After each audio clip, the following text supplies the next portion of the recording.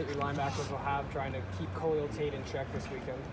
Well, him and among others, they got a real good running back in J.J. Taylor and obviously Khalil Tate. So we just have to be sound, and we got to play with good leverage and play to our help. That's the biggest thing is there's going to be tackles in space. We got to understand what our leverage is, where our help is, and make sure that we make two-on-one tackles rather than try to always make one-on-one tackles. Now that you've kind of had time to look over the tape, how did you feel that the defense contained, Tyganji last week in terms of a dual threat guy? The second half of the game was really happy in a lot of ways. They played much better, but the way they fought to get back in that game shows a lot of growth from what they've been. So I think that's been a good thing. Obviously, you can't dig a hole that early, but the way they fought and played and improved as the game went along was really good to see. We got to come out fast against Arizona. We won't be able to dig that kind of hole against them. Jonathan said that he asked Tibesar, did you guys make some adjustments to kind of get – what did you see happening, Trent, just in terms of how the game started, but how you were able to finish? They just did their job. I mean, that's kind of what we've been preaching all day. If they just do their job and do their responsibility and know where they're supposed to be, they'll have success. And that's what we did in the second half. There weren't a ton of adjustments made, right? We went over things that we'd made mistakes. They made them on the field, which was good, and they played much better because they just did their responsibility. It was that simple.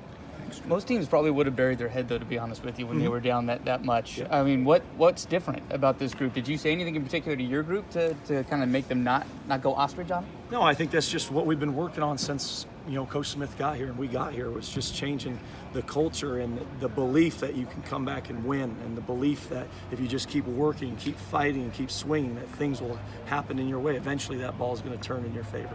Coach Tibesar said, you guys are still continuing to just trying to work on fundamentals and just continuing to get better.